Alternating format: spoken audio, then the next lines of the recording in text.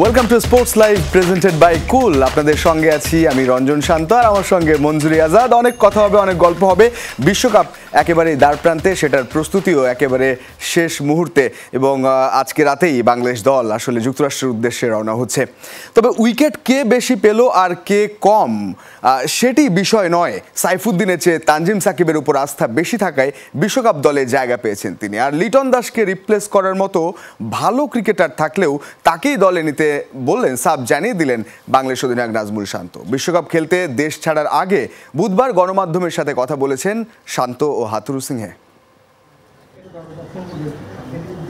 এক ফ্রেমে বাংলাদেশের বিশ্বকাপ স্কোয়াড। এই 15 ক্রিকেটারেই টি-20 বিশ্বকাপে বাংলাদেশের ব্র্যান্ড অ্যাম্বাসেডর। বিশ্বকাপ দলের আনুষ্ঠানিক ফটো সেশনে অধিনায়ক নাজমুল শান্ত, সাকিব আল হাসান, মাহমুদুল্লাহ রিয়াদ, লিটন দাস, তাসকিন আহমেদ, মোস্তাফিজুর রহমান, সৌম্য সরকারের মতো ক্রিকেটাররা বসেছিলেন সামনের সারিতে, আর তরুণরা ছিলেন পেছনের কাতারে দাঁড়িয়ে। এই ছবির মতোই মাঠের লড়াইও সিনিয়রদের দিতে হবে সামনে থেকে নেতৃত্ব। তবে ফটো সেশন হয়েছে 3 বার। প্রথমবার শুধু ক্রিকেটাররা অংশ নিয়েছেন, দ্বিতীয় দফায় তাদের সঙ্গী ছিলেন কোচিং স্টাফরা, আর তৃতীয় দফায় বোর্ড সভাপতি নাজমুল হাসান পাপন সহ অন্যান্য কর্মকর্তারাও অংশ নিয়েছেন জাতীয় দলের ফটো সেশনে। আনুষ্ঠানিক এই ফটোশুটের পর অধিনায়ক ও কোচ কথা বলেছেন গণমাধ্যমের সাথে। সেখানেই বিশ্বকাপ দলটা নিয়ে নিজের প্রতিক্রিয়া জানিয়েছেন চান্দিকা হাথুরু সিংহে। বিশ্বকাপ দলটা বেশ ভালো হয়েছে। নির্বাচকদের সাথে দীর্ঘদিন ধরেই আলোচনা হচ্ছিল।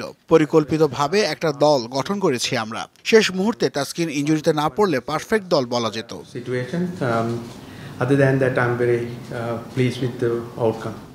কোচের পাশাপাশি সংবাদ সম্মেলনে স্কোয়াড নিয়ে নানা প্রশ্নের উত্তর দিয়েছেন অধিনায়ক নাজমুল শান্ত। লিটনকে কেন দলে নিয়েছেন আর কেন সাইফুদ্দিন বাদ পড়ছেন সেটা পরিষ্কারভাবে জানিয়ে দিয়েছেন টাইগার কাপ্তান।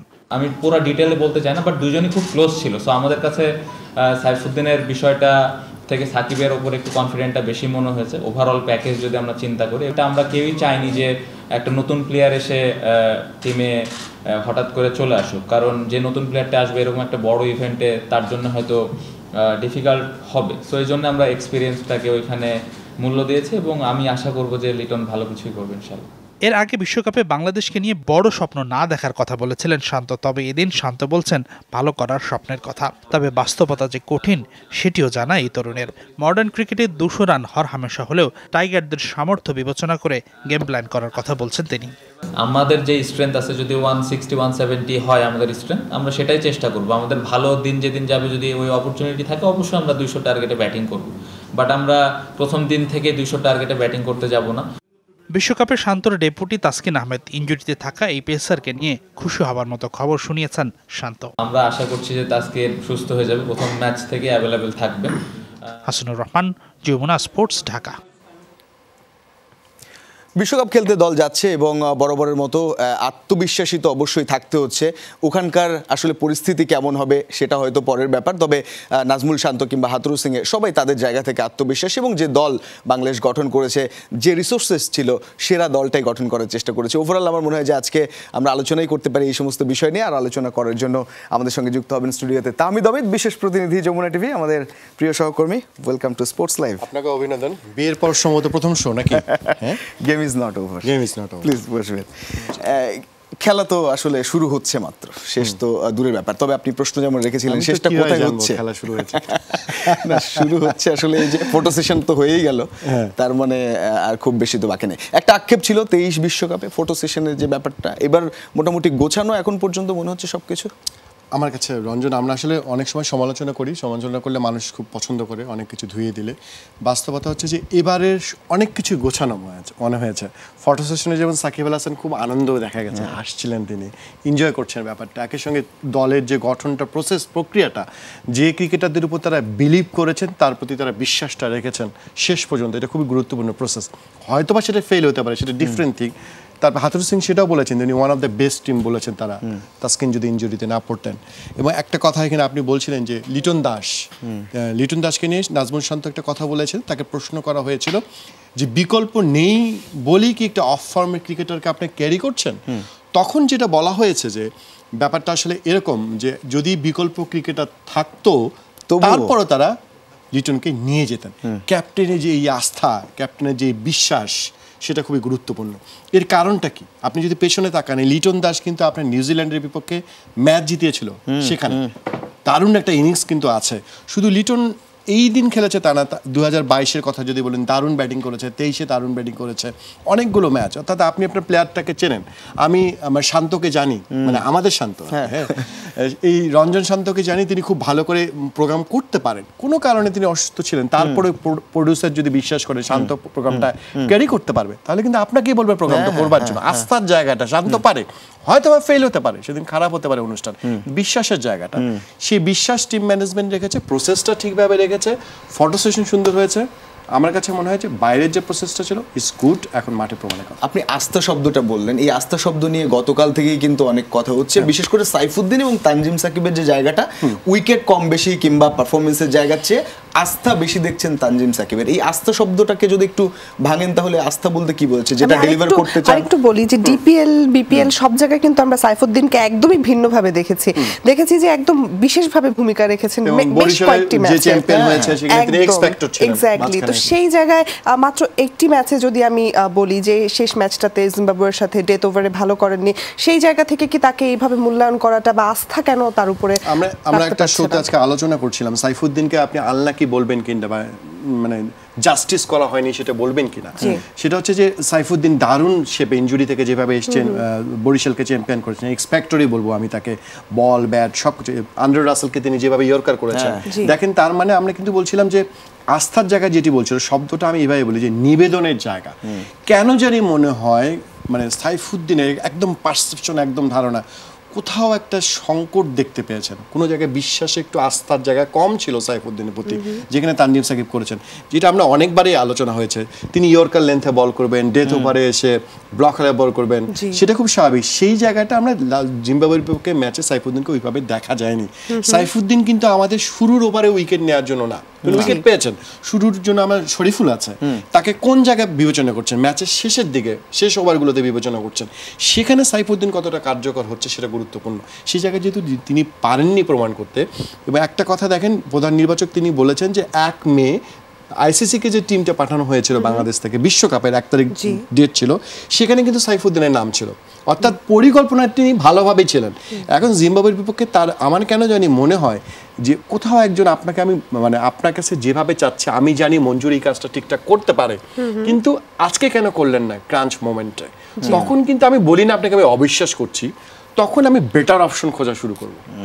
দেখেন লিটন দাসের ক্ষেত্রে আপনি বেটার অপশন খোঁজার চেষ্টা করেনি, বলছে থাকলেও আমি করতাম না, আমি তাকে বিলিভ করি সে আমাকে ম্যাচ জেতাতে পারে, সাইফুদ্দিনকে করে, কিন্তু ওই যে বললাম কোথাও কি তিনি নিবেদন একটু হচ্ছে, মানে আমার কাছে মনে হয় ওই জায়গায় একটা ছোট করে হলো প্রশ্নবোধক চিহ্ন তৈরি হয়েছে।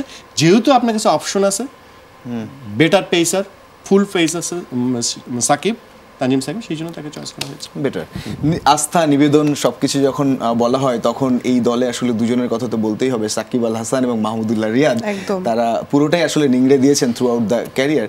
এখন এই বিশ্বকাপ, শেষ বিশ্বকাপ, সেটা তো বলতেই হচ্ছে। শত আশা নিয়ে যে ছবিটা আজকে এসছে, আপনি বলছিলেন সাকিব হাস্যোজ্জ্বল ছিলেন, মাহমুদুল্লাহ তিনিও ছিলেন শান্ত, তিনি কিন্তু কথা বলেছেন, এবং সাকিব মাহমুদুল্লাহর এই শেষ সময়ে কিছু একটা উপহার দিতে চান এই বিশ্বকাপ থেকে, এরকম কথাবার্তা বলেছেন। অবশ্যই মানে সবাই চায়, বাংলাদেশের ক্রিকেট ভক্ত যারা আছেন, এবং শান্ত সেটাই বলেছেন, তাদের কাছ থেকে তরুণরা শিখবে, অর্থাৎ সাকিব মাহমুদুল্লাহর কাছ থেকে, এবং তিনি as a captain, as a team এই সাকিব এবং মাহমুদুল্লাহ কিছু দিতে চান। কি বলেছেন শান্ত, আমরা সেটা একটু শুনবো। সাকিব ভাই রিয়াদ ভাইয়ের কাছে বাড়তি এক্সট্রা কোনো কিছু চায় না, ওনারা যেভাবে পারফর্ম করছেন, ওনাদের যার যে রোলটা আছে, ওনারা যদি করতে পারে টিম অবশ্যই বেনিফিটেড হবে। যে জিনিসটা চাইবো যে ওনাদের যে এক্সপিরিয়েন্সটা আছে ওইটা যদি প্রত্যেকটা প্লেয়ারের মধ্যে ছড়াই দেন, তাহলে আমাদের টিমের যে ছোট ছোট জায়গাগুলো ইমপ্রুভমেন্টের দরকার আছে, ওই জায়গায় আমরা খুব ভালো অবস্থানে থাকবো। এটা তো আসলে জানি না, এটা লাস্ট ওয়ার্ল্ড কাপে একটা ধারণা, বাট আমি এই বিষয়ে কিছুই জানি না। But as a young player যারা আমরা আছি, অবশ্যই চাইবো যে ওনারা এত লম্বা সময় ধরে খেলছেন, তাদেরকে একটা ভালো মেমোরিজ দেওয়া, যে ভালো একটা ওয়ার্ল্ড কাপ আমরা শেষ করে তাদের হয়তো উপহার দিলাম। অবশ্যই এটা আমাদের ইয়াং প্লেয়ারদের দায়িত্ব, এবং সবার মধ্যে এই জিনিসটা অবশ্যই তো থাকেই। একটা স্বপ্ন তো সবারই থাকে, এই স্বপ্নটা কোন পর্যন্ত দেখা যায়? শান্ত মাঝখানে দুজন, দুপাশে একটা ট্রফিও আছে সাথে, এ পর্যন্ত কি দেখা সম্ভব হচ্ছে? এত বেশি দুঃসাহসিক হতে চাই না আমি, মানে স্বপ্ন নিয়ে তো বাঁচতে হয় মানুষদেরকে। স্বপ্ন দেখার জন্য সব থেকে বড় উদাহরণ বোধহয় এখানে মাহমুদুল্লাহ রিয়াদ নিজেই। আপনি চিন্তা করেন 2021 বিশ্বকাপে T20 বিশ্বকাপে তিনি ক্যাপ্টেন ছিলেন, তারপর দল থেকে বাদ গেছেন। আমার মতো আমিও মানে স্বীকার করে নিচ্ছি অনেকেই তার এপিটাফ লিখে ফেলেছিলেন মাহমুদুল্লাহ শেষ। কিন্তু মানুষ যেখানে শেষ ভাবে না সেখান থেকে অনেক শুরু করতে পারে। লাইফটা এটা, যে কোনো কিছু, আমি ক্রিকেটার শুধু বলি না, যে কোনো লাইফে মাহমুদুল্লাহর দিকে একটু তাকাবেন, চুপচাপ মুখটা বন্ধ করে কাজ করে যাবেন। অনেকে বলে না ভালোবাসতে তো সবাই পারে, ভালোবাসতে বাধ্য করতে পারে কতজন। মাহমুদুল্লাহ আমাদেরকে বাধ্য করেছে আই লাভ ইউ মাহমুদুল্লাহ বলতে। অমিত ভাই, আমি একটু গতবারের T20 ওয়ার্ল্ড কাপের কথা একটু মনে করতে চাই। ওখানে আমরা দেখেছিলাম যে আমাদের সবগুলো ডিপার্টমেন্ট একসাথে কলাপস করেছে, যার মধ্যে সব থেকে বেশি আমার মনে হয় ডিসঅ্যাপয়েন্টিং ছিল ক্যাচ মিস করাটা বা মানে ফিল্ডিং সাইডটা। এবারে দেশ ছাড়ার আগে বাংলাদেশ আজ দেশ ছাড়ছে ওয়ার্ল্ড কাপ এবং যুক্তরাষ্ট্র সিরিজের জন্য, তার আগে ফিটনেস এবং ফিল্ডিং নিয়ে কাজ করেছে, কতটুকু পজিটিভ? যাওয়ার আগে লাস্ট 3টা হাতুড়ি সিং চেয়েছে সবার সঙ্গে আসলে অনুশীলনটা করতে। সাকিব আর লিটন সম্মত ছিলেন না, কিন্তু আলাদা করে তারা গত কয়েকদিন অনুশীলন করেছেন সম্মত, সেই জন্য। আর গত T20 বিশ্বকাপ যেটা আমরা অস্ট্রেলিয়া খেলেছি সেটা কিন্তু আমরা সর্বোচ্চ বোধহয় ম্যাচ জিতেছিলাম এটা, এবং আমাদের কাছে বড় একটা সুযোগও ছিল পাকিস্তানকে হারিয়ে দেওয়ার, ওই সুযোগটা নিতে পারেনি। কিন্তু সেরা সাফল্য যদি T20 বিশ্বকাপে বলেন সেটা গতবারই হয়েছে। আর এবারে আসলে অনেক দিক দিয়ে খুব ক্যালকুলেটিভ টিম বলা হয়েছে। আপনি যে তানভীরকে দলে নিয়েছে কেন, সেটা হচ্ছে নেপাল আর আপনি যদি নেদারল্যান্ডসের বিপক্ষে দেখেন, আপনি ওরা আসলে ডানহাতি ব্যাটার বেশি, আপনি বাঁহাতি স্পিনার নিয়েছে। আমি সাকিব বা তানভীর দুইজনকে খেলালো আমি খুব অবাক হব না, এবং ওদের ম্যাক্সিমাম ব্যাটারে দেখা গেছে পার্সেন্টেজ মিলে যদি দেখেন তারা হচ্ছে বাঁহাতি স্পিনের বিপক্ষে আউট হয়েছে। এই ক্যালকুলেশন করে তারা টিমটা তৈরি করেছেন। দেখেন ওপেনিংয়ে কিন্তু ব্যাকআপ তৈরি করা আছে, তামিম আছেন, সৌম্য সরকার আছে, লিটন দাস আছে, মানে প্রত্যেক জায়গায় আপনার ব্যাকআপ আছে। এই বাংলাদেশ টিমে এখন আপনি দেখেন 2023 বিশ্বকাপে আমাদের সব থেকে সাফার করেছি 6 নম্বর বলারটাকে, 6 নম্বর বলারটাকে। এই টিমে কিন্তু 6-7 জন বলার আছেন, মানে অনেক অপশন। আপনার কাছে যখন অনেকগুলো অপশন থাকবে না, আমরা বলি না বেঞ্চে যে ক্রিকেটার থাকে বা ফুটবলার থাকে, সেই বেঞ্চটা যত স্ট্রং হবে সেই টিম তত বেশি স্ট্রং। বাংলাদেশ টিমের ক্ষেত্রে এটা করেছে। একটাই দুর্ভাগ্য যে তাসকিনকে আপনি এই মুহূর্তে ইনজুর্ড হওয়া, তারপর যেহেতু আজকে শান্ত বলেছেন পুরো ফিট হয়ে যাবেন 1 তারিখের আগে, সেটা বাংলাদেশের মানে প্রথম ম্যাচের আগে, দুঃখিত, সেই জায়গাটা আসলে খুব সুখবর বাংলাদেশ। তাসকিনকে নিয়ে অনেক বেশি কনফিডেন্ট টিম যে যুক্তরাষ্ট্র সিরিজের পরেই তাকে পাওয়া যাবে, প্রস্তুতিটা মোটামুটি সেক্ষেত্রে স্যাটিসফাইং বলা যায়। নাজমুল হাসান পাপন তিনি কথা বলেছেন এবং অবশ্যই বিদায় দিয়েছেন দলকে, এবং তার আস্থা রয়েছে দলের প্রতি। দল যেমন হয়েছে তার কাছে অনেক ভালো লেগেছে, এবং ইয়াং সেই সঙ্গে এক্সপিরিয়েন্স যে কম্বিনেশন, সেটা নিয়ে দল ভালো করবে তার বিশ্বাস। কি বললেন নাজমুল হাসান পাপন?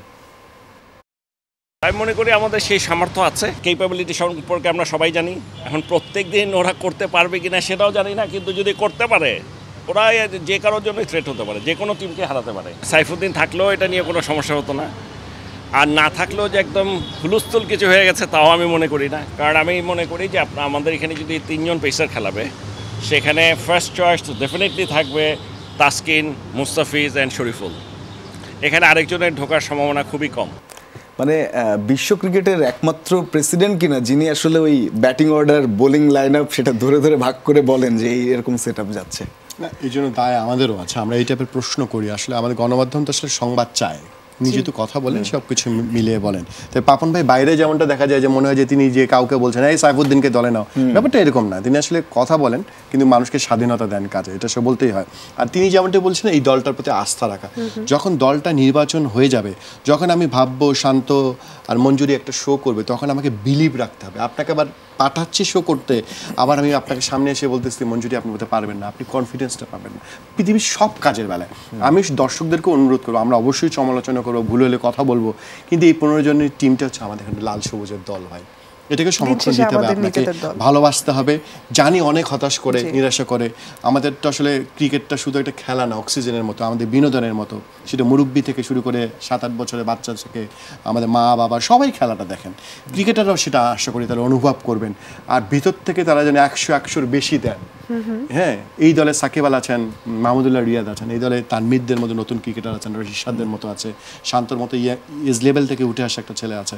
নিশ্চিতভাবে আমি বিশ্বাস করি লড়াইটা করুক তারা।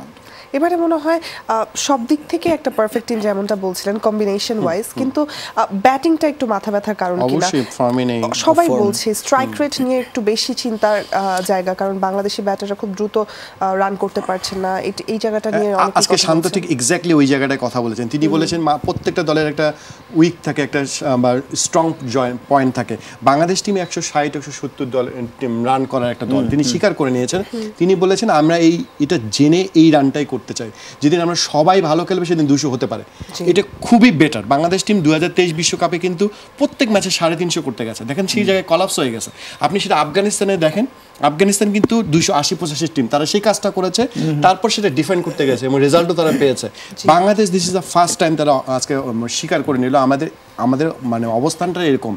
160-70ই করেন আপনি, তারপর আপনার সেটাকে বোলারদেরকে দেন যে আপনি তোমাকে এইটাকেই ডিফেন্ড করতে হবে, সেটাই অবস্থা। এবং আমি বিশ্বাস করি এই যে সব কিছু মিলে আমার ভালো লেগেছে ব্যাপারে। আপনি স্বীকার করে নিচ্ছেন আমি কাজটা করতে পারি না, আমার ওই বর্ণে উচ্চারণ করতে সমস্যা হয়, আমি স্ক্রিপ্টে ওই শব্দ লিখবো না।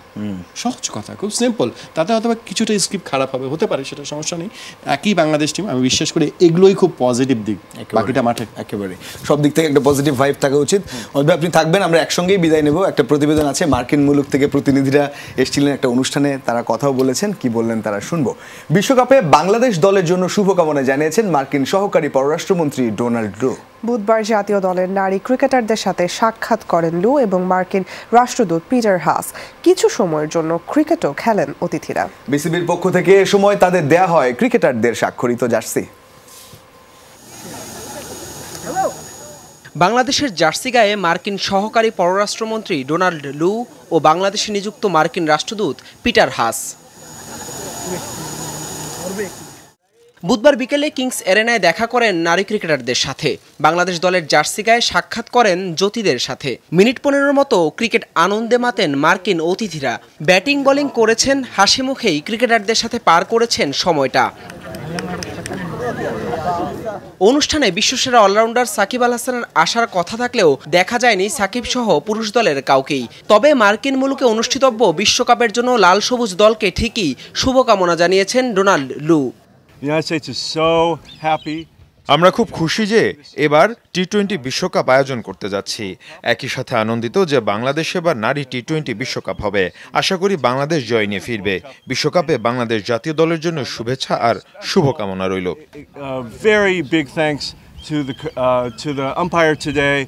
এদিন বিসিবির পক্ষ থেকে ক্রিকেটারদের স্বাক্ষরিত জার্সি উপহার দেওয়া হয় অতিথিদের। উপস্থিত ছিলেন বিসিবির সাবেক নির্বাচক হাবিবুল বাশারও। হাসান আল মারুফ, যমুনা স্পোর্টস, ঢাকা। কি চমৎকার লাগছিল, চমৎকার একটা পরিবেশ সব মিলায়। বাংলাদেশ টিমও আজকে যাচ্ছে, নিশ্চয়ই শুভকামনা থাকবে। অবশ্যই ডোনাল্ড খুব ব্যস্ত থাকেন, তার মধ্যে তিনি ক্রিকেটটা খেললেন মানুষের সাথে। তিনি জানেন এদেশের মানুষের জন্য ক্রিকেটটা কি, তার জন্য শুভকামনা। যুক্তরাষ্ট্র খেলবে আমাদের সঙ্গে সিরিজ, সবাই ভালো হোক, ক্রিকেটটা সুন্দর হোক, এইভাবে ক্রিকেটটা ব্র্যান্ডিং করুক বাংলাদেশকে। লাল সবুজ পতাকাটা দেশ ছাপে পুরো পৃথিবীতে পথ করে উঠুক। আপনার জন্য শুভকামনা থাকছে, ভালো কিছু হোক সেই প্রত্যাশা করছি, এবং একটা এন্টারটেইনিং টুর্নামেন্ট বাংলাদেশ উপহার দিক সেই প্রত্যাশা আমরা করছি, যেহেতু গ্রুপ ডিতে রয়েছে এবং সেখানে অপশন রয়েছে নেদারল্যান্ডস, নেপাল, ইভেন শ্রীলঙ্কা কিংবা সাউথ আফ্রিকা। তাদেরকে হারানোর অভিজ্ঞতা তো বাংলাদেশের রয়েছে। শ্রীলঙ্কাকে হারাতেই হবে, শ্রীলঙ্কাকে হারাতে হবে। সেই ম্যাচটা আমাদের মনে হয় ভারত পাকিস্তান ম্যাচের মতো আমাদের বাংলাদেশ শ্রীলঙ্কা ম্যাচ। তো let's hope for the best, সবকিছু পজিটিভ হোক, একটা পজিটিভ ভাইব থাক, সেই প্রত্যাশা আমরা। বাংলাদেশের শুভকামনা, রাতে তারা যাচ্ছে। এই প্রত্যাশা নিয়ে আজকের মতো আমরা শেষ করছি। তাহমিদ ছিলেন আমাদের সঙ্গে, এই ছিল আজকের স্পোর্টস। এতক্ষণ সাথে থাকার জন্য সবাইকে ধন্যবাদ। আল্লাহ হাফেজ।